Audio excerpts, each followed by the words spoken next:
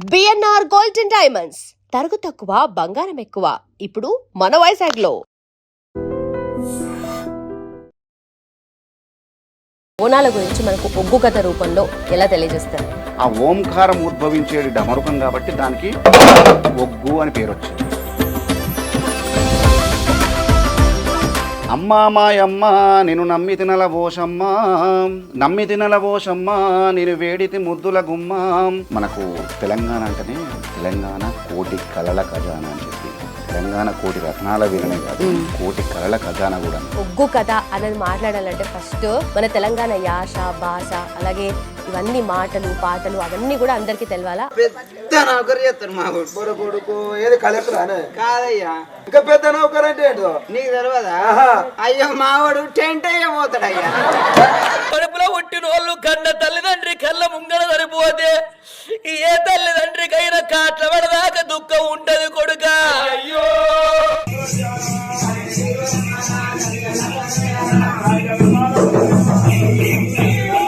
మా తాతలు ఎట్లయితే పూలల్లో పెట్టి కళారూపాన్ని మాకు అందించారో మేము బంగారంలో కాకుండా మేము కూడా పూలల్లో పెట్టి నెక్స్ట్ జనరేషన్కి అందించవచ్చు. అస్సలు ఈ బోనం ఎట్లా పుట్టింది అనే కాన్సెప్ట్కి వస్తే, పూర్వకాలం కృతాయుగంలో రేణుకమ్మ కాలం రుచి మోచేత ఏదైతుందో దాన్ని రోకల్ని చేస్తారు.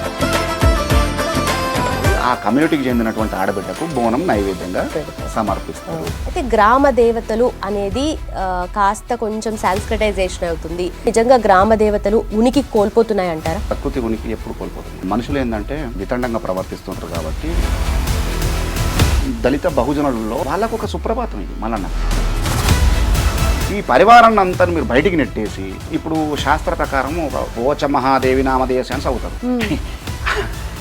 ఆ సంబంధిత పూజారులను అంటే లోపల రానియకుండా ఏది బయటకు పంపించడము, వాళ్ళకు స్థానం లేకుండా వేసుకో ఉన్నది ఓడగొట్టుకొని లేని దానికోసం చేజాపుతున్నాం.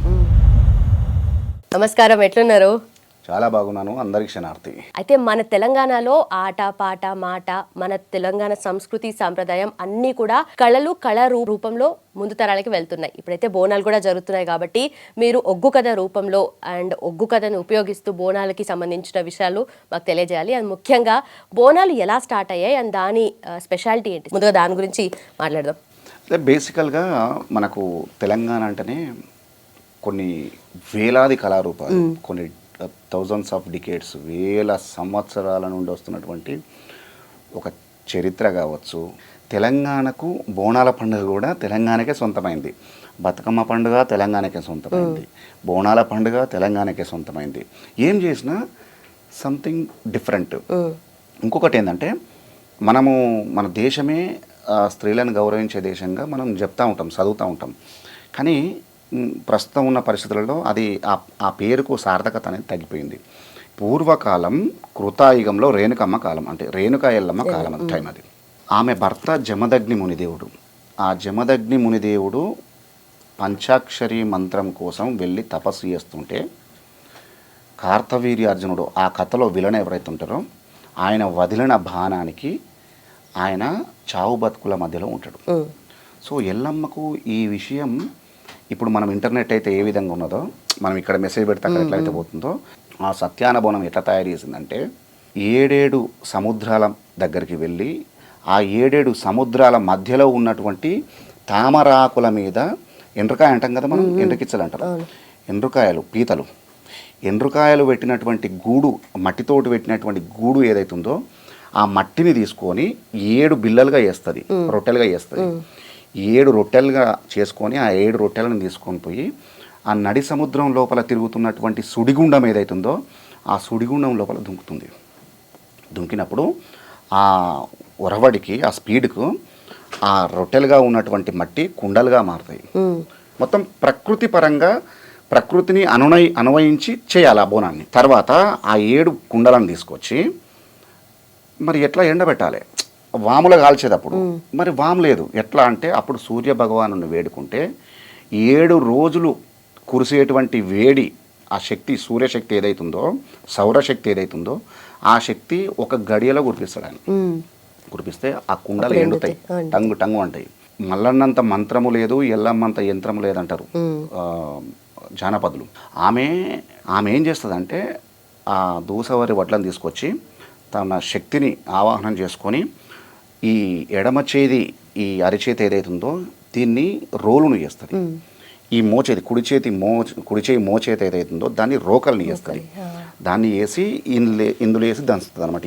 ఈ రోలును ఈ రోకల్ని ఈ రెండింటిని కలిపి దంచి ఈ దంచినటువంటి వడ్లను చెరగాలంటే చాటను యూజ్ చేయొద్దు, కంటి రెప్పల్ని యూజ్ చేసి చెరుగుతుంది. చెరిగి ఆ బియ్యాన్ని తీసుకొచ్చి కుండ లోపల పోసి ఆ నీళ్లు కూడా మళ్ళీ సముద్రం నీళ్ళు, నది నీళ్ళు, చెరువు నీళ్ళు ఇవి వాడద్దు.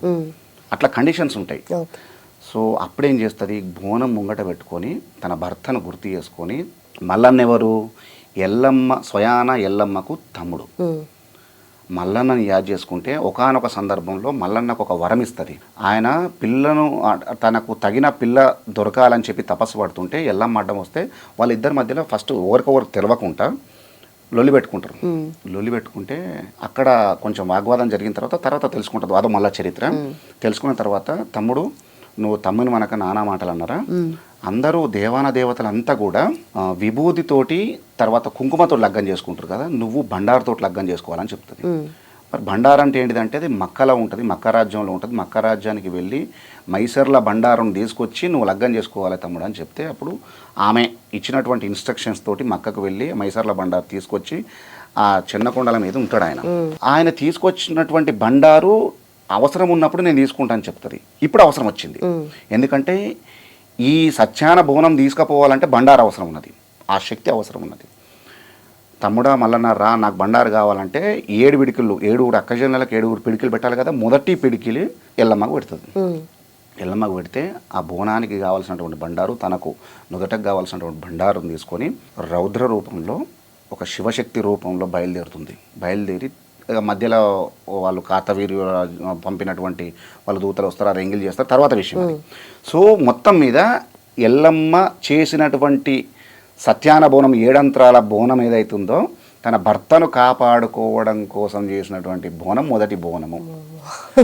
ఇంత చరిత్ర ఉన్నది. సో ఇప్పుడు మనము ఇదే బోనాన్ని ఆనవాయితీగా వస్తున్నటువంటి బోనం ఏదైతుందో ఇప్పుడు ఆషాఢ మాసం, శ్రావణ మాసంలో చేస్తున్నాం. ఎందుకు ఈ మాసంలో ఎందుకు చేస్తామంటే ఈ మాసంలో చినుకులు పడతాయి, ఈ మాసంలో వానలు పడతాయి.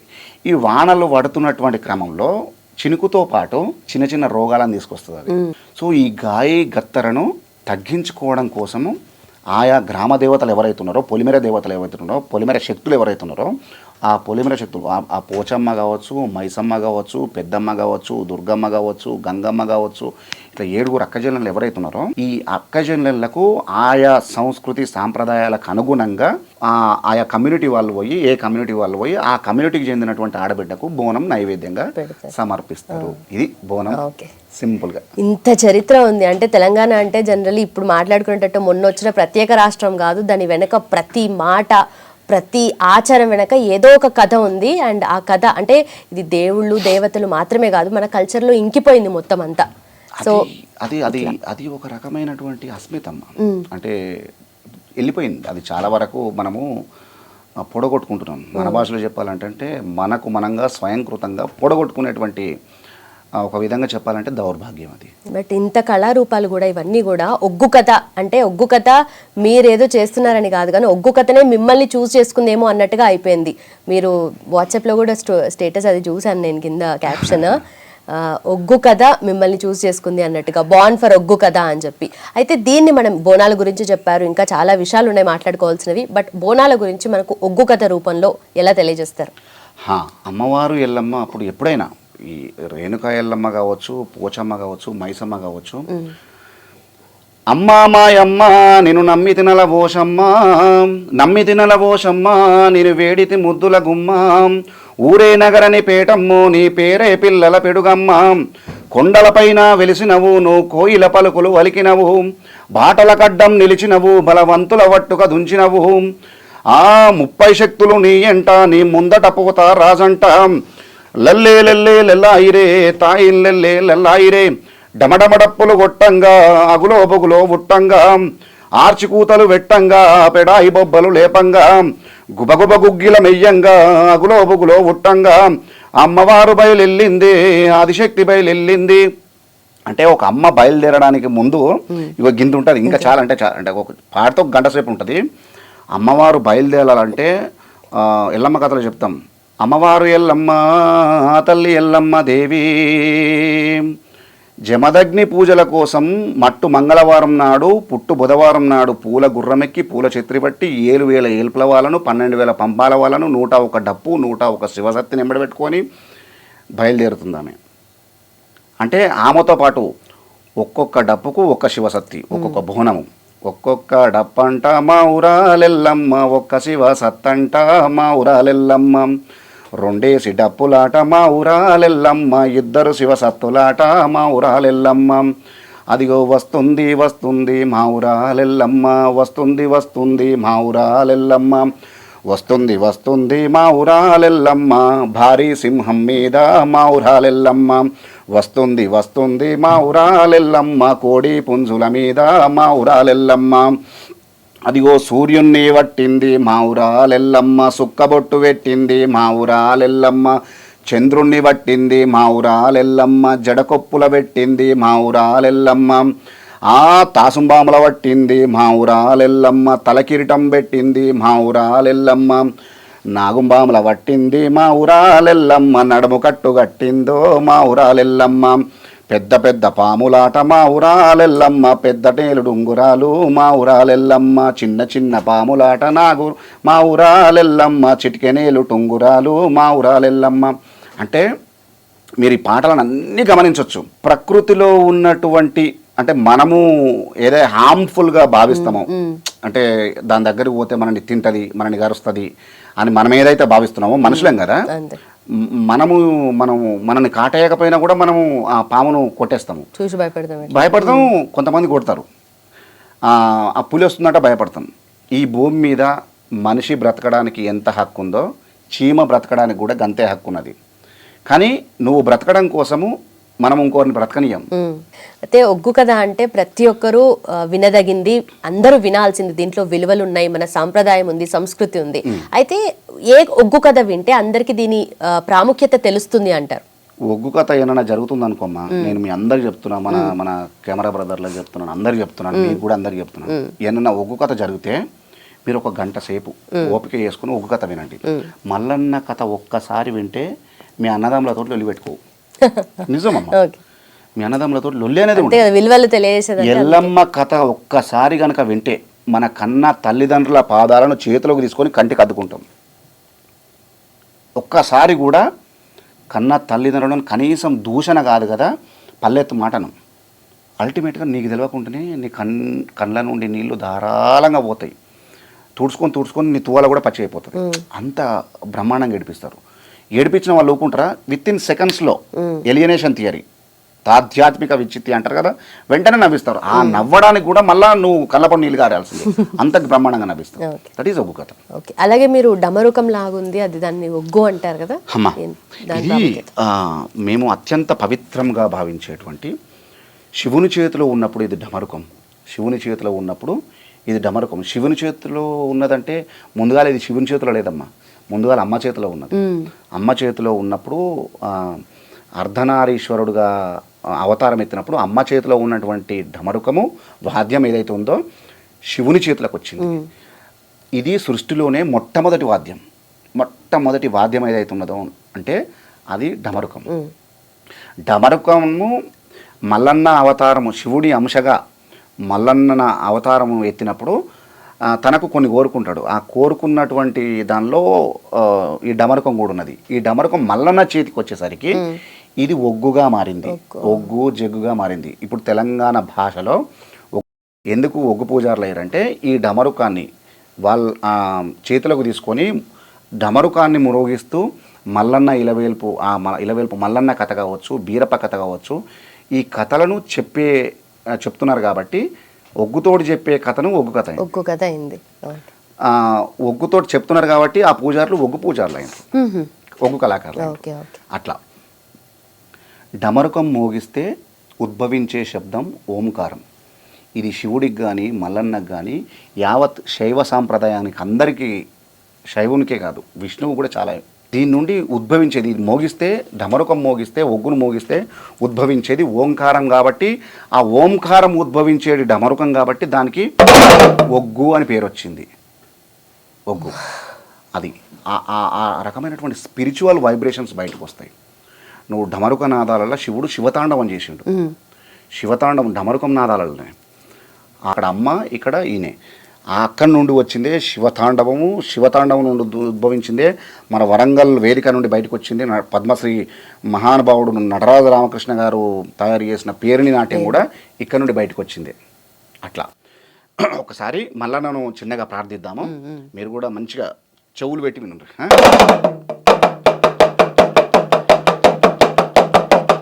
శివ శివ నీలకంఠ శివ నీలకంఠ మార్తాండ మైలారు లింగ మహాయలకోటి ఎలకోటిగే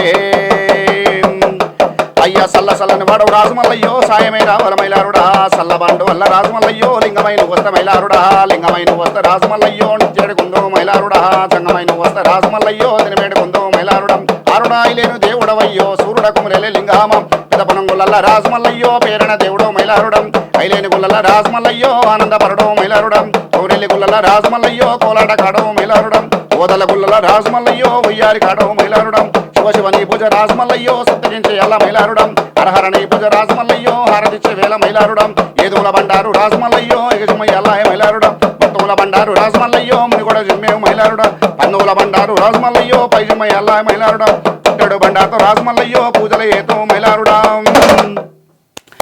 ఇది అంటే మీరు ఇంట్లో కూడా గమనించండి. మీరు కూడా ఒగ్గు రవి గారు అంటే ఉత్తగా మాట్లాడరు, ఉస్తాద్ ఒగ్గు రవి అంటారు. అంటే ఈ కళారూపంలో మీకు అదొక అద్భుతమైన బిరుదు. అయితే మీకు ఫస్ట్ ఇంట్రెస్ట్ ఎలా స్టార్ట్ అయింది? ఒగ్గు కథ అంటే మీ పేరు చెప్పంగానే అందరికీ గుర్తొచ్చే ఒక ఒగ్గు కథ మా కోసం. బేసికల్గా రవి అంటే ఎవరు గుర్తుపట్టరమ్మా? ఈ భూమి మీద చాలామంది రవిలు ఉన్నారు. మీరు ఇంతకుముందు ఒక క్వశ్చన్ అడిగారు కదా, మిమ్మల్ని చూజ్ చేసుకుంది అని చెప్పి ఒగ్గు కథ. నేనేమంటా అంటే చాలామంది ఏమంటారంటే కోడి కూర్చుందిరా తెల్లారింది అంటారు. కానీ లాజిక్ ఏంటంటే తెల్లారితేనే కోడి కూస్తుంది అన్న విషయం మనకు అందరికీ తెలియదు. సో ప్రకృతిని మేల్కొల్పేటువంటి శక్తి కోడికి లేదు. ప్రకృతి మేల్కొన్న తర్వాత కోడి కూస్తుంది. చిన్న లాజిక్ గుర్తించేదంతే. నేనేమంటా అంటే కళారూపం అనేది చాలా గొప్పది. నేను ఉన్నా నేను లేకున్నా కళారూపం బ్రతికుంటుంది. చాలామంది అంటుంటారు నేను లేకపోతే కళారూపమే లేదంటారు. నేను ఒప్పుకోను. నేను ఒక మైల్ స్టోన్ మాత్రమే, చిన్న మైల్ స్టోన్ మాత్రమే. నేను వచ్చినా, నేను కష్టపడ్డా, నాకు కష్టపడ్డంత కీర్తి ప్రతిష్టలు అన్నీ కూడా కళారూపం నాకు ఇచ్చింది. నేను కళారూపానికి ఏమి ఇవ్వలేదు. నేను పెంపొందిస్తున్నారు కదా ఇప్పుడు పాతతరం వాళ్ళకి ఎవరికి తెలుసు? నేను అదే చెప్తున్నాను. నా పక్కన ఒగ్గు ఉంటే నేను ఒగ్గు రవిననే తప్ప నేనేదో నేను చేయబట్టుకే నేను పుట్ట ముందుకున్నది, నేను చనిపోయిన తర్వాత కూడా ఒగ్గు ఉంటుంది. కానీ మీరైతే నిజంగా అంటే ఒగ్గు కథనే నమ్ముకున్నారు, దాన్నే కళారూపకాన్నే చూస్ చేసుకొని బ్రతుకుతున్నారు. కానీ ఇప్పుడు మీ తాత ముత్తాతల నుండి మీకు వచ్చింది, మీ నుండి నెక్స్ట్ జనరేషన్కి ఇది క్యారీ ఫార్వర్డ్ అవుతుందా అంటే దానికి ఏం చెప్తారు? ఎందుకంటే మన కళ రూపాలు ఎప్పుడు కూడా దాన్ని రాయడమో లేదంటే ఏదో ఒక ఫామ్లో స్క్రిప్ట్ వైజ్ గానో ఎప్పుడు పొందుపరచలేదు. ఒకరి నుండి ఒకరికి అది క్యారీ ఫార్వర్డ్ అవుతుంది. మౌఖిక సాహిత్యం అంటే మీరు అడిగిన క్వశ్చన్ చాలా గొప్ప క్వశ్చన్ అమ్మా అది. ఎందుకంటే వారధి అనేది ఫర్ ఎగ్జాంపుల్ చెప్తున్నాను, ఒక నది యువతల బాధ ఉంటుంది, అవతల బాధ ఉంటుంది, రెండు సైడ్లు ఉంటాయి. యువతల వాళ్ళు అవతలి పోవాలన్నా అవతల వాళ్ళు యువతలు రావాలన్నా ఒక వారధి కావాలి. సేమ్ ఫార్మాని ఇక్కడ మనం ఇక్కడ పెడితే మా తాత నుండి మా నాయన వాళ్ళు మా బాబాయ్ వాళ్ళు తీసుకున్నారు, మా బాబాయ్లో నుండి మళ్ళీ మేము తీసుకున్నాం. మా నుండి నెక్స్ట్ జనరేషన్కి వెళ్ళాలంటే వారధిగా నేను ఉండాల్సిందే. నేను కాకుండా నాలాంటి వాడు ఎవడన్నా ఒకటి ఉండాల్సిందే. వారధిగా మనుషులు లేనప్పుడు కొన్ని రోజులు స్తబ్దత. వారధిగా ఉన్నప్పుడు చాలా చక్కగా మా తాతలు ఎట్లయితే పూలల్లో పెట్టి కళారూపాన్ని మాకు అందించారో మేము బంగారంలో కాకుండా మేము కూడా పూలల్లో పెట్టి నెక్స్ట్ జనరేషన్కి అందించవచ్చు. అందించాలంటే ఓపిక కావాలమ్మా. ఫస్ట్గా కళారూపం నేర్చుకోవాలన్నా కూడా ఓపిక కావాలి. ఎంత ఓపిక తెలుసా? ఈ భూదేవికి ఉన్నంత ఓపిక కావాలి. ఇప్పుడు మరి మీరు వారధిగా ఉంటున్నారా? ఎలా చేస్తున్నారు? 29 ఏళ్ళు అదే చేస్తున్నారు ఇప్పుడు నెక్స్ట్ జనరేషన్కి. ఎందుకంటే ఇప్పుడు మీకున్నంత ఓపికనో లేదంటే ఇంత సహనంతో మీరు నేర్చుకున్నారు, దాన్ని ముందుకు తీసుకెళ్ళడానికి చాలా కష్టపడుతున్నారు. బట్ నెక్స్ట్ జనరేషన్ వాళ్ళకి తీసుకోవడానికి రెడీగా ఉన్నారు. మేము అదృష్టవంతులం. ఈ జనరేషన్ చాలా అదృష్టవంతులు. ఎందుకంటే చాలా చూసినాం. ఒకప్పుడు పెద్దలు ఏం చెప్పేదంటే ఎప్పుడు పుట్టినావు నువ్వు ఎప్పుడు పుట్టినావు నాయనమ్మ లేకపోతే ఎప్పుడు పుట్టినావు తాత అంటే స్కైలాబ్ పడ్డట వరకు ఒక 15 ఏళ్ళు ఉండొచ్చు అంటారు. స్కైలాబ్ పడ్డది కదా, అప్పటి వరకు నాకు తెలివి వచ్చిందిరా అనేది. దాన్ని ఎగ్జాంపుల్గా తీసుకునేది, ఒక మైల్స్టోన్గా తీసుకునేది. ఒకప్పుడు విద్య నేర్చుకోవాలంటే ఖచ్చితంగా గురువు చెప్పితేనన్న వినాలే, లేకపోతే గురువుతోటి ప్రయాణం అన్న చేయాలి. అయితే మీరు చెప్పినట్టుగా ప్రతిసారి కూడా ఒకరు నేర్చుకున్నప్పుడు ఒకరి నుండి ఇంకొకరికి క్యారీ ఫార్వర్డ్ అయినప్పుడు వాళ్ళు దాన్ని ఇంప్రూవైజ్ చేయడము, లేదంటే కొత్త విషయాలు దాంట్లో జోడించడం, ఇవన్నీ జరుగుతుంటాయి కదా. అంటే ఎప్పటికప్పుడు కొత్త కొత్త రూపం చూస్తుందంటారా? అట్లా కాదు, కొత్త కొత్త రూపం అని కాదు. ఇప్పుడు ఫర్ ఎగ్జాంపుల్ గంగా ప్రార్థన ఉన్నదమ్మా, గంగా ప్రార్థన ఉన్నది. గంగను శరణు శరణు మహయంభారాని శాంభవీరాని శంభావీరాని కరుణజోడు మముగన్న తల్లి గంగా భవాని గణకల్పవల్లి, ఇది గంగా పాట. కానీ ఈ రాగము ఒకప్పుడు లేదు. ఒకప్పుడు ఎట్లుండనంటే శరణమ్మ మహాపాలి శంభవీరాని శాంభవీరాని కారణించు ధోనకొండ గంగారావమ్మ దేవి మాయమ్మ అని చెప్పి ఆ ట్యూన్లో ఉండే. పట్టు మూటాలు గట్టి పాలేరు మీద పాలతోటి పూజలు కొన్న పరమా కళ్యాణి పాకీర్తి గంగా. ఎన్ని పాలు వచ్చినాయి లెక్క పెట్టిందా? నీలి మూటాలు గట్టి నీలేరు మీద నీళ్లతోటి పూజలు కొన్న నీలవేణివమ్మో నీలదాక్షివమ్మ. ఎన్ని నీళ్ళు వచ్చినాయి లెక్క పెట్టు? 6 వచ్చినాయి కదా. గంగా ప్రార్థన కాంచెలి మొదలు పెడితే మంగళం పాట వరకు కూడా ఇదే ప్రాస ఉంటుందమ్మా. ప్రాస అని వాళ్ళకి తెలియదు, కానీ ప్రాస అద్భుతమైన ప్రాస దాగున్నది. ఇంకొక విషయం చెప్పాలా, ఇందులో ఒగ్గు కథ చెప్తుంటే తదేకంగా చెవులు నిక్కబెట్టి ఇట్లా వినడానికి గల కారణం ఏంటంటే ఆ రాగాలు ఒకవైపు అయితే గొలుసు మాటలు అనే ఒకటి ఉంటాయి. ఇప్పుడు గంగపాట మొత్తం చెప్పినా 1 అవర్ పాడిన అనుకో, గంగపాట భావాన్ని మొత్తం ఒక సెంటెన్స్లో చెప్తారు వాళ్ళు. లాస్ట్కి గంగపాట వాడిన తర్వాత ఓహోహోహో ఆయన గంగను ఎందుకు ప్రార్థన చేయాలి, గంగను ఎందుకు వేడుకోవాలంటే తాగేది గంగ, తలకు పోసుకునేది గంగ, కుండల పోసేది గంగ, కూరాట్ల పోసేది గంగ, తొక్కేది గంగ, మొక్కేది గంగ, సకల చండాలము వాపేది సత్యవీర గంగ. ఒకవేళ గంగ కరుణించకపోయినా, ఋతువుగా వర్షం పడకపోయినా, అనువుగా పంటలు వండకపోయినా ఈ ప్రజల కష్టం ఏ ప్రభుత్వం తీర్చలేదు. ప్రభుత్వం తీసుకొచ్చింది అంటే వాన పడలేదు అనుకో, వాన పడకపోతే నీకు వాటర్ ఎవరు తెచ్చిపోతారు? ఎన్ని ట్యాంకర్లు తెచ్చిపోతారు? అసలు భూమి భూతాల లోకంలో వాటరే లేనప్పుడు ఏ బోర్లు పోస్తాయి, ఏ బాయిలు పోస్తాయి? అందుకోసానికైనా గంగ కరుణిస్తేనే ఋతువుగా వర్షాలు పడుతున్నాయి, ఋతువుగా వర్షాలు పడితేనే అనువుగా పంటలు పండుతున్నాయి, అనువుగా పంటలు పండితేనే ఈ ప్రజల కష్టం తీరుతుంది. కాబట్టి ఎంతటి పండితుడైనా ఎంతటి పామరుడైనా గంగను ప్రార్థించవలసిన అవసరం ఎంతైనా ఉన్నదమ్మా అని చెప్తారు. సో మనం పొద్దున లేచిన దగ్గర నుంచి వెళ్ళి నైట్ పడుకునేంత వరకు, పొద్దున లేవంగానే మనం దంతధావనం చేయాలి, ముఖం కడుక్కోవాలి, వాటర్ అవసరం. అక్కడి నుంచి వెళ్ళి మొదలు పెడితే రాత్రి పడుకునేంత వరకు, అంటే మనము పడుకునే ముందు ఒక గ్లాసు నీళ్ళు తాగుతాం, లేకపోతే ఇంత ఛాయ్ అన్న తాగుతాం, లేకపోతే ఇంత గ్రీన్ టీయో అదో ఇదో తాగుతాం, దానిలో కూడా నీళ్ళే కావాలి. అంటే అల్టిమేట్గా గంగ లేకపోయినా ఈ జగము గడి ఉండదు, 1 గంట కూడా బతకదని చెప్పారు. కాబట్టి గంగను ఎవరైనా పండితుడైనా పామరుడైనా గంగను ప్రార్థన చేయాలి.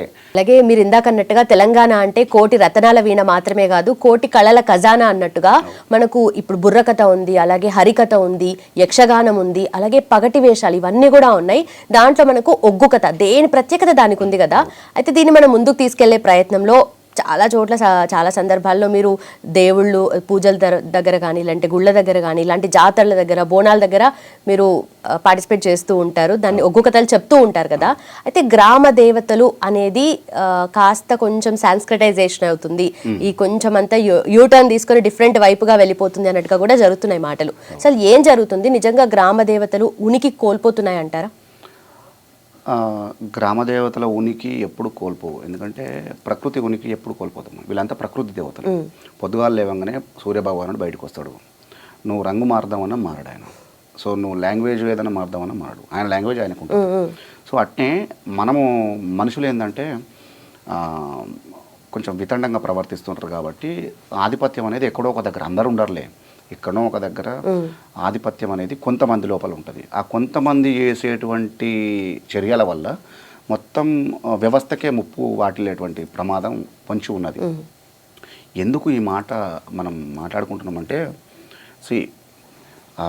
ఒక గ్రామ దేవత ఉన్నది, ఫర్ ఎగ్జాంపుల్ పోచమ్మ ఉన్నది. పోచమ్మ వేరే దేవుడు అంటే 4 శక్తులు, లేకపోతే ఇట్లా 4 భుజాలు, లేకపోతే 10 తలకాయలు అట్లా ఉండదమ్మా. గ్రామాలలో ఎవరు కానీ పోచమ్మ అంటే ఆ గ్రామానికి మొదటి వైద్యురాలుగా భావిస్తారు, మొదటి డాక్టర్ పోచమ్మ. ఏ కష్టం వచ్చినా ఆరోగ్యపరంగా మొట్టమొదట పోయేది పోచమ్మ దగ్గరికి పోతారు. ఎందుకు? ఆ రకమైనటువంటి వచ్చినటువంటి ఆ రుగ్మత ఏదైతుందో ఆ రుగ్మతను 2-3 రోజులలో పొడగొడుతుంది ఆమె. ఎట్లా పొడగొడుతుంది? ఆమె ఇంజెక్షన్ ఇస్తుందా, గోళీ ఇస్తుందా, ఏమైనా మందు పెడుతుందా? అంతకంటే గొప్పదైనటువంటి ఆ రుగ్మతకు సంబంధించినటువంటి దీవనార్థులు ఇస్తుంది కదా. మల్లన్న దేవుడు రోజు పొద్దుగాల లేవగానే 3 గంటలకు ఆయన మేల్కొల్పి చేస్తాం.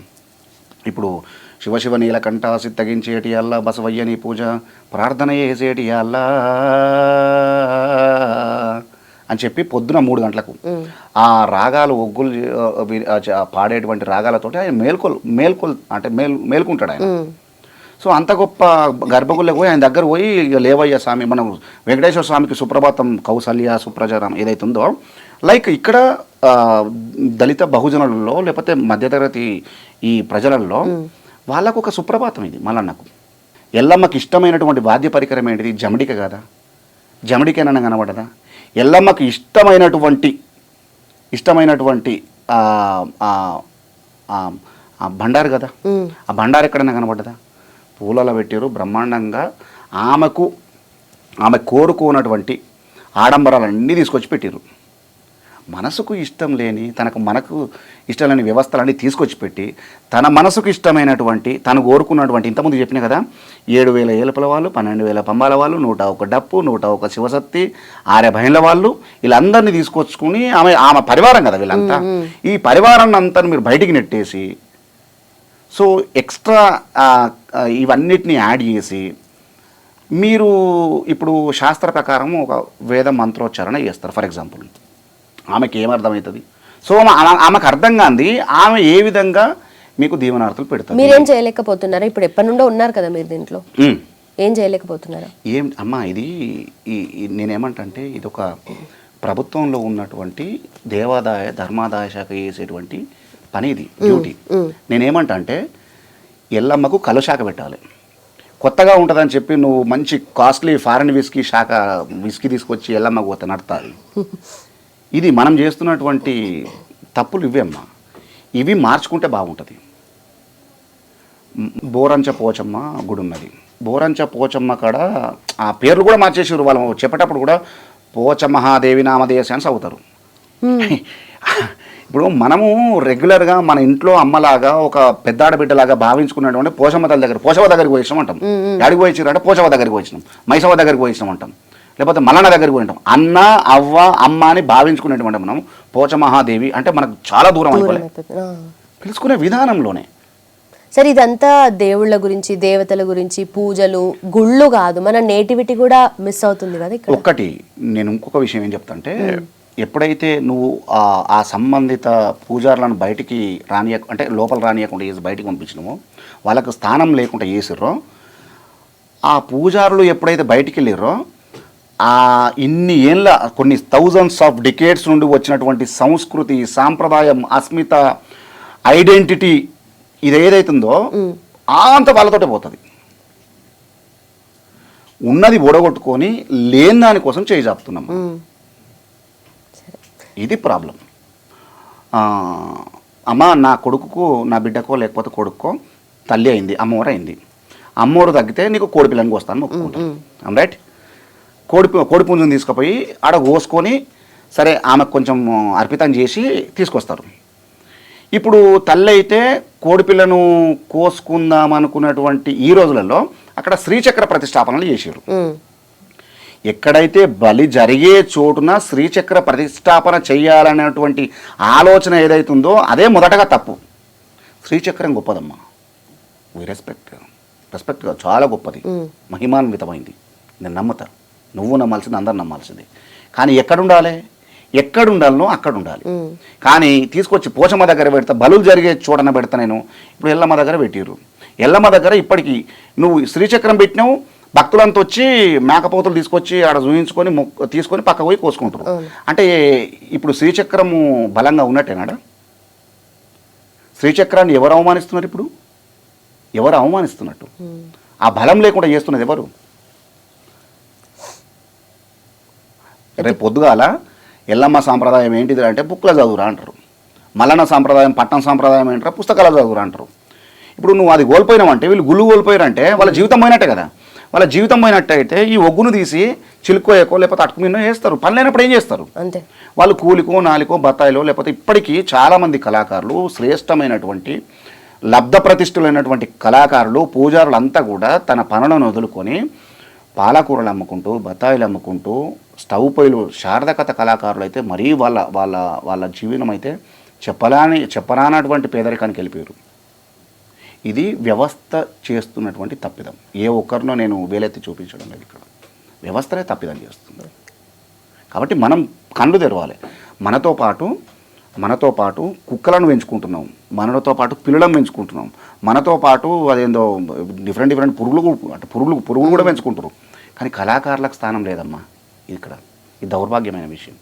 కళాకారులను మాత్రం చంపుకుంటున్నాం. మనుషులుగా బతుకుతున్నారు, కళాకారులుగా చచ్చిపోతున్నారు. నా పక్కన ఒగ్గు ఉంటే నేను ఒగ్గు రవినైతా, నేను కళాకారుని. నా పక్కన ఒగ్గును తీసేసే ఇక నాకు బువ్వ దొరకలేదురా నాయన, నాకు బట్టలు కూడా ఉన్న నా పిల్లలకు చదువులకు కూడా దొరకలేదు అని చెప్పినప్పుడు నా పక్కన ఒగ్గును తీసేసుకుంటా. చౌదరపల్లి డాక్టర్ రవికుమార్ చౌదరపల్లి అని పెట్టుకుంటా. ఎవడాడు అంటే కళాకారుడు చచ్చిపోయినట్టే కదా, మనిషిగా బతుకున్నా. అందుకని చుక్కసత్తయ్య గారు ఏమని చెప్తారంటే, కళ బతకాలంటే కళాకారుడు బతకాలి. కళాకారుడు బతికితే కళ బతుకుతుంది. కళ బ్రతికితే ఈ సమాజంలో ఐడెంటిటీ, ఎవరెవరు, ఏ సాంప్రదాయ కళారూపాలు ఏంటి, ఇవన్నీ కూడా వాళ్ళు చెప్పగలుగుతారు. మంచి ఏంది, చెడేంది, గ్రామదేవతల ప్రార్థనలు చేస్తారు. హరహర మాదేవా శంభో శంకర శంభో శంకర శరణయ్య మాదేవా. ఆదేవి దండాము భూదేవి దండాము, తొక్కిన భూదేవత తోడై ఉండుమా, మొక్కిన భూదేవత మోక్షములివ్వుమా, తలచిన భూదేవత తల మీద కలిగుండు, సూర్యుడ దండాము చంద్రుడ దండాము, సుక్కలకు దండాము తెప్పలకు దండాము, మా పాలి మల్లయ్యో కులగురు బీరయ్య, తండ్రైన మల్లయ్యో తాతైన మల్లయ్య అని చెప్ప గంటసేపు ఉంటుంది ప్రార్థన. ప్రకృతి నుండి మొదలుపెట్టి మన ఆరాధ్య దేవతలు ఎవరైతే ఉన్నారో వాళ్ళ దగ్గరికి పోతున్నాం. అంటే అంటే ఇంకోటి, పెళ్ళిళ్ళు జరుగుతున్నాయమ్మా. పెళ్ళిళ్ళు జరిగినాక సరే, ఇప్పుడు నైటు ఎగిలివారంగా పెళ్ళిళ్ళు జరిగేటి. ఆ పొద్దు ఓడవంగా పొద్దు పొడిచే ముందు బిఫోర్గా ఓ 4 గంటలకో 5 గంటలకో అరుంధతి నక్షత్రాన్ని చూపించేది. అప్పుడు అట్లా ఇట్లా పొడలు పెడతారు కదా, ఇట్లా అరుంధతి నక్షత్రాన్ని అప్పుడు వచ్చేది నక్షత్రం. ఆ నక్షత్రం వచ్చే సమయానికి వీళ్ళు పోయి ఆడుండి నక్షత్రాన్ని చూసేది. వీళ్ళు పెట్టిన ముహూర్తం కాకుండా 11 గంటలకు 12 గంటలకు ముహూర్తం ఉంటే 2 గంటలకు పెళ్లి చేసుకుంటారు. పట్టవాడి కూడా అయ్యగారు కూడా అట్నే చేస్తాడు. బయటికి రాని రాగో పట్టవాడి కూడా సుక్కలు చూస్తాడు ఆయన. వీళ్ళు చూస్తారు, ఇద్దరు చేతులు పెడతారు, ఫోటోలు దిగుతారు. అంటే ఎంత ఒక అపసవ్య దిశలో మనం బయలుదేరుతున్నాం అనేది. అంటే వాళ్ళకి తెలుసు సూచించడానికి పట్టవాడి కూడా అరుంధతి నక్షత్రం ఉంటుందని అని చెప్పి అయ్యగారు తెలుసు. ఆ నక్షత్రం ఉండదు, మనం ఉత్తైనా చూస్తున్నాం అని చెప్పి వీళ్ళకి తెలుసు. కానీ ఆ పెళ్ళి కూడా డమ్మి. ఏం లాభం చెప్పు. అంటే మనం చేసుకునేటువంటి ఆ బ్రహ్మ ముహూర్తం ఏదైతుందో ఆ ముహూర్త కాలంలో మనం పెళ్ళిళ్ళు చేసుకోకపోవడం వల్ల, లేకపోతే అపసవ్య దిశలో అమ్మ ఇంకొకటి చెప్తున్నా, మీరు ఎవ్వరు ఏమనుకోవద్దు, ఇది ఖచ్చితంగా మీరు కట్ చేయొద్దు. ఇది పెళ్ళికి ముందు ఒకప్పుడు అమ్మ నాయన చూసేటోళ్ళు అమ్మాయిని, లేకపోతే పిల్లనో అమ్మ నాయన చూసేటోళ్ళు. సరే పిల్ల బాగుందిరా లేకపోతే పిల్లగాడు బాగుంటారా అని చెప్పి పెళ్ళిళ్ళు నిశ్చయాలు జరిగేది. కాకుంటే కొంచెం అడ్వాన్స్ ఉంటే ఒకసారి చూస్తాను ఆయన, లేకపోతే అమ్మాయిని అబ్బాయిని ఒకసారి చూయించుకొచ్చి వచ్చేది. మళ్ళీ పెళ్లినాడే చూసేది. పెళ్లినాడు మధ్యలో కూడా బట్ట పెడతారు. ఎందుకు? కారణం, నువ్వు చిలకర బెల్లం పెట్టేదాకా తాళి కట్టేదాకా అమ్మాయి ముఖం చూడొద్దు. ఇది దాని అర్థం. అమ్మా ఎంగేజ్మెంట్ అయిందో లేదో ఆ పెళ్ళికి ముందే ఇదేదో షూట్ ఉంటారు కదా, దాన్ని ఏమో షూట్ అంటారు, ప్రీ వెడ్డింగ్ షూట్. ఎవరమ్మా అంటే నేనేమంటున్నా అంటే, ఆ సంస్కృతి పెళ్ళి అయ్యేదాకా బట్ట అడ్డం పెట్టి పుస్తకం కట్టేదాకా ముఖం చూడనటువంటి మన సాంప్రదాయమే ఇవాళ పెళ్ళి కాక ముందుకే ప్రీ వెడ్డింగ్ 3-4 రోజులు పోతున్నారు. ఏం దౌర్భాగ్యం అది. అంటే పెద్దలు పనిలేక చెప్పలేదమ్మా, మన మంచి కోరే చెప్పినారు. పెళ్ళి అయితే ఏం కాదు, సరే పెళ్ళి అయితే అట్లా అట్లా పోవడమే తప్పు. ఫస్ట్ వీళ్ళు ఎట్లా తోలిస్తారు, తల్లిదండ్రులు ఎట్లా తోలిస్తారు, వాళ్ళు ఎట్లా పోతారో నాకు తెలియదు. కానీ సరే పెళ్లి దాకా వస్తే అక్కడ పెళ్లి దాకా రాకముందుకే ఆగిపోయినటువంటి వ్యవస్థలు చాలా ఉన్నాయి. ప్రీ వెడ్డింగ్ షూట్ జరిగిన తర్వాత ఇప్పుడు ఎవరిని నిందించాలి? తప్ప ఎవరిదనాలి? పిల్లలదనాలనా, తల్లిదండ్రులదనాలనా, ఎవరిదనాలి? ఇది మనం గమనించుకోవాలమ్మా. అంటే అపసవ్య దిశలో మనం తిరగొద్దు. కృతాయుగంలో రేణుకా ఎల్లమ్మ తల్లి కార్తవీర్య మహారాజు చేత శీలభంగానికి గురి కాబడ్డది. తత్కారణంగా ప్రయత్నం చేసిండు ఆయన. చేస్తే తత్కారణంగా ఒక్కడు చేసినటువంటి క్షత్రియ వంశంలో కార్తవీరుడు ఒక్కడు చేసినటువంటి తప్పుకు పరశురాముడు ఎదిగిన తర్వాత తన గండ్ర గొడ్డలి చేత క్షత్రియ వంశస్థులు ఎంతమంది ఉన్నారో కృతాయుగం అయిపోయే కొస వరకు కూడా ఎక్కడ క్షత్రియుడు ఉన్నా తెగ నరుకుంటూ వచ్చిండు.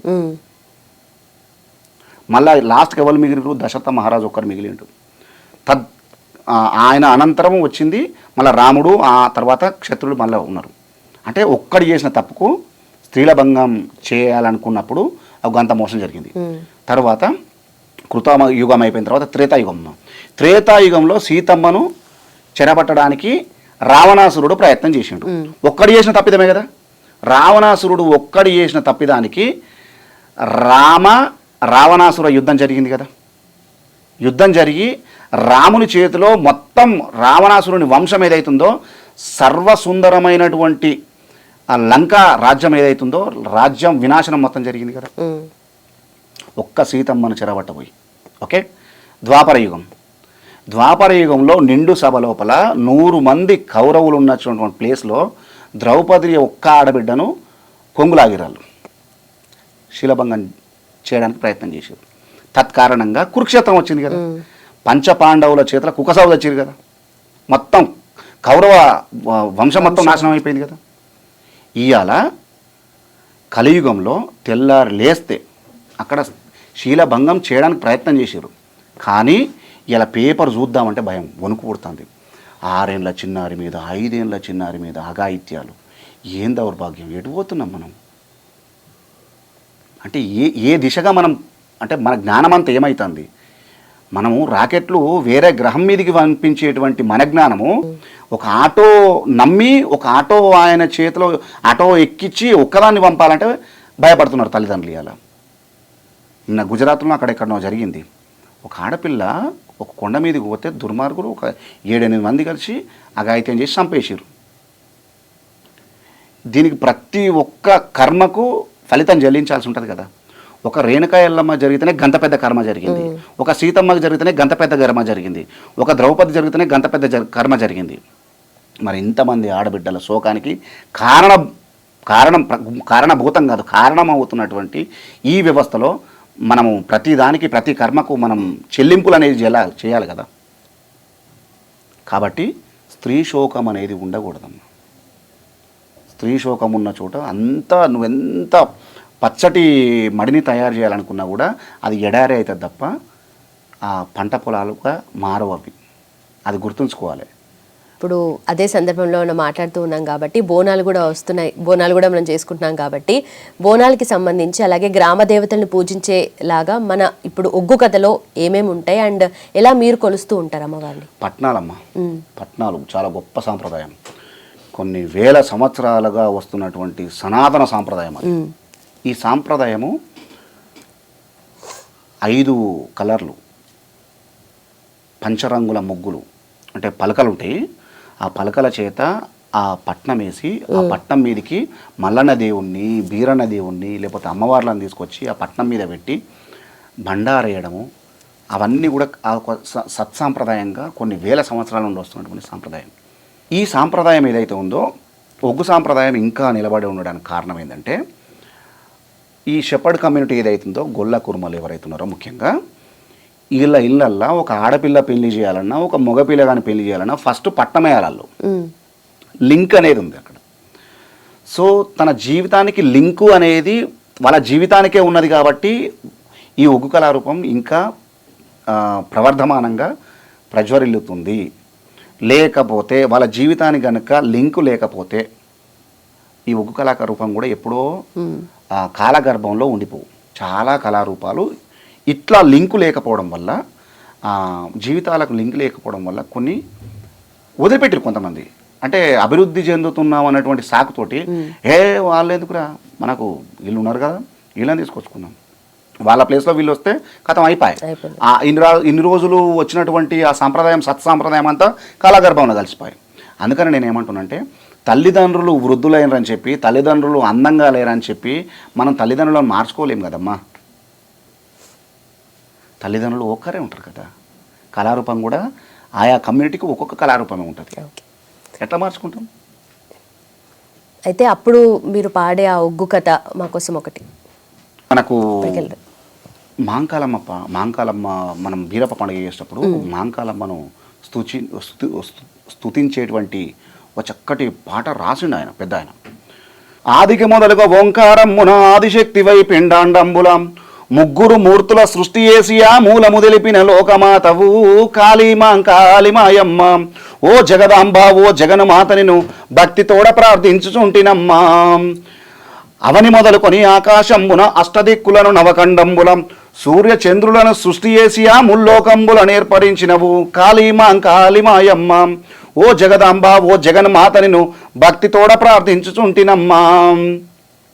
దుష్టరక్కసుల దృంచుట కొరకై భీమపరాక్రమ భీకర రూపిణి చండికాంబత్రి శూలవేణివై అవని లోపల అబుగులు చూపినవు కాళీమాయమ్మ ఓ జగదాంబ ఓ జగన్మాతనిను భక్తితోడ ప్రార్థించుచుంటినమ్మా.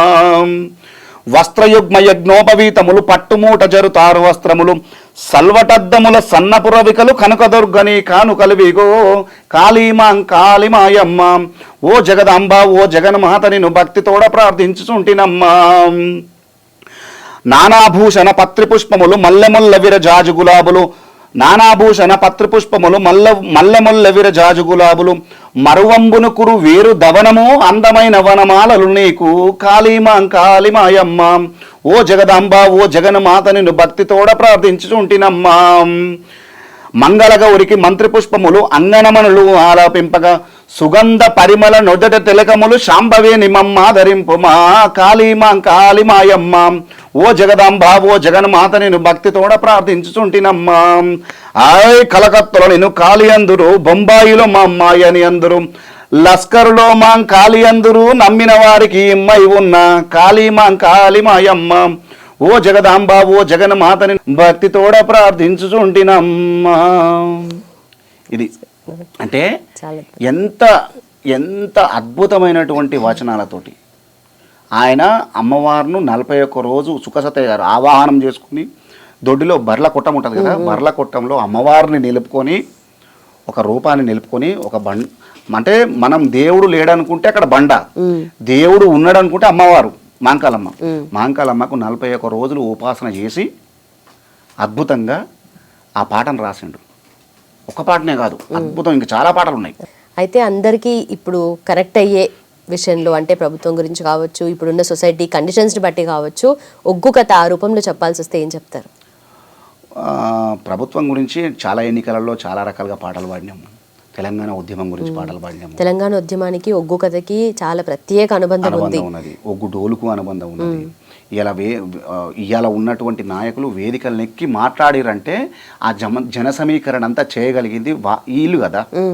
ఒగ్గు కళాకారులు కావచ్చు, డప్పు కళాకారులు కావచ్చు, జండిక కళాకారులు కావచ్చు, ఈ వాద్య పరికరాలను మోగించుకుంటూ ఆ కళాకారులు బయటకు వచ్చిర్రు, ఉద్యమంలో నేరుగా పాల్గొన్నారు కాబట్టినే కదా ఇవాళ ఉన్న నాయకులందరూ కూడా వేదికలకి మాట్లాడగలిగారు. కానీ బిహైండ్ ద స్క్రీన్ వెనుక ఉన్నటువంటి వీళ్ళ కష్టాన్ని మర్చిపోవద్దు. ఫైనల్లీ మా అందరి కోసం ఒక ఒగ్గు కథ అందరికీ యూజ్ అయ్యేది, ఎందుకంటే ఆ మాట పాట దాంట్లో ఒక నెరేటివ్ స్టైల్ ఉంటుంది, అందరికీ తెలియజేసే ఒక కథ ఉంటుంది. ఆ రూపంలో ఏం చెప్పాలి? రైట్. ఇప్పుడు అమ్మవారి రూపం గురించి వర్ణిస్తారు ఒగ్గు కళాకారులు. బీరప్ప దేవుడు మాంకాలమ్మ మేడ దగ్గరకు వచ్చి అక్కా మాంకాలని కూతలు పెడతాడు. తమ్ముడి మాటలు విన్నటువంటి అక్క 7 ఏళ్ల నాడు సబలక్ష మంద కాపలు పోయిన నా తమ్మునికి ఏమి ఆపద కలిగిందని చెప్పి అమ్మవారు మాంకాలమ్మ ఎడమన 7 మంది, కుడిన 7 మంది, 7 14 మంది దాసి కన్యలు విలయ వింధ్యామనులు చేస్తున్నారు. అమ్మవారి రూపం ఎట్లుందంటే 20 చేతుల వీర మాంకాలి 12 చేతుల పాకీర్తి మాంకాలి పోసిన కాసె పురి విప్పలేదు 4 భుజములు శంఖము చక్రము గదావన మాల పద్మము ధరించిన మాంకాలమ్మ 7 మేడల్ల ఎండి మేడల్ల టుంగుటుయ్యాల మీద కూర్చొని ఉన్నది. ఎడవన 7 మంది కుడిని 7 మంది 7 14 మంది దాసి కన్యలు విలయ వింధ్యామనులు చేస్తూ ఉన్నారట అని చెప్పి అమ్మవారి రూపం. ఒక అమ్మను కీర్తించాలంటే నేను ఎందుకు అమ్మనే ఎక్కువ కీర్తిస్తా అంటే అమ్మను మొక్కితే వరాలు తొందరగా ఇస్తుంది.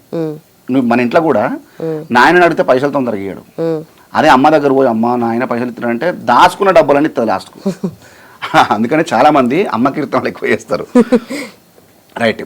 శాంభవి గంభీర భైరవి దేవి జగదంబ నీదు మహిమలెన్నంగా నిజముల తరమగునా జనని వీరగోల ఒక చేత వీరము ఒక్క చేత పసుపు కంచుడు ఒక చేత పద్మమొక్క చేత ఆ గావు పిల్ల ఒక చేత ఘటము ఒక్క చేత అమ్మవారు నీదు మహిమలెన్నంగా నిజముల తరమగునా.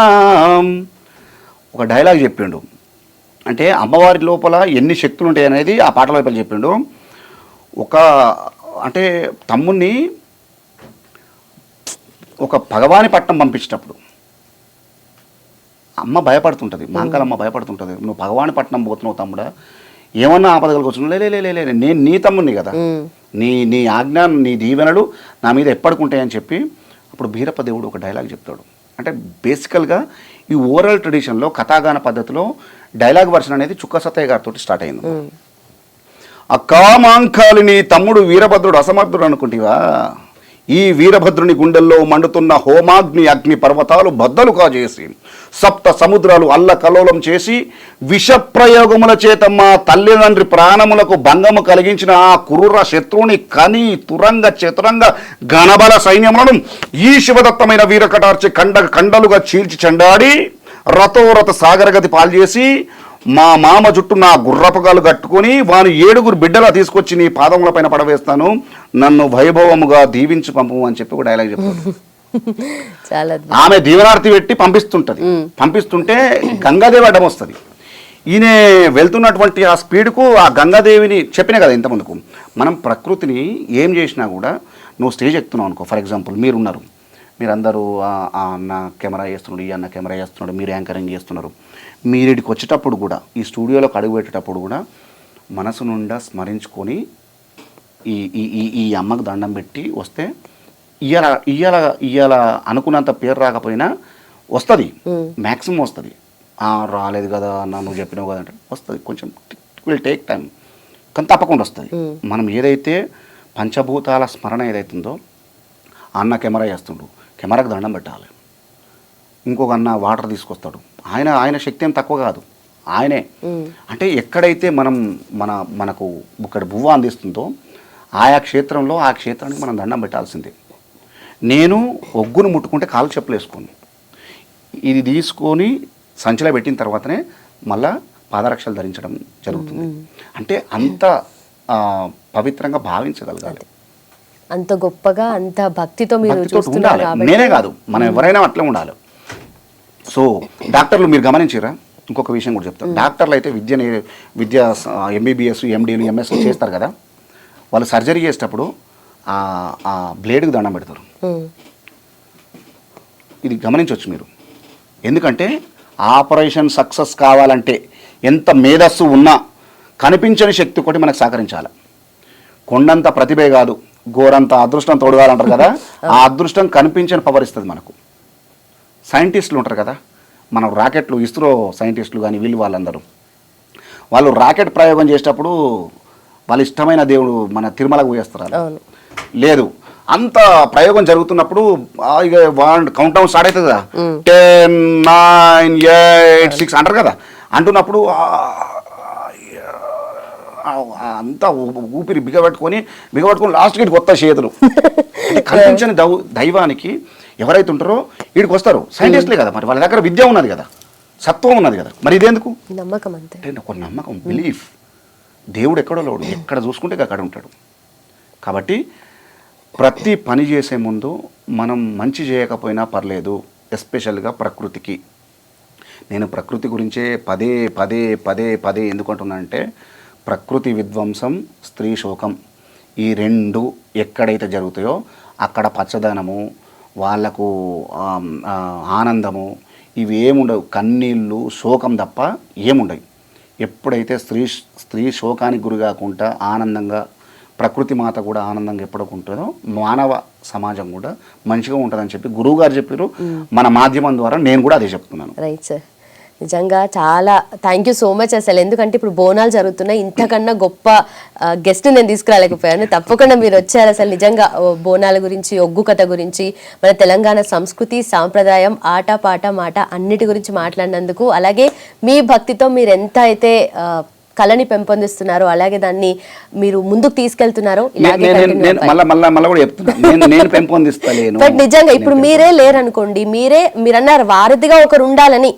మరి వారధిగా మీరు ఉన్నారు కదా. జస్ట్ అంటే నేను అదే చెప్తున్నా, నేను వారధిగానే ఉన్నా తప్ప నేనుంటే కళ ఉన్నదని కాదు.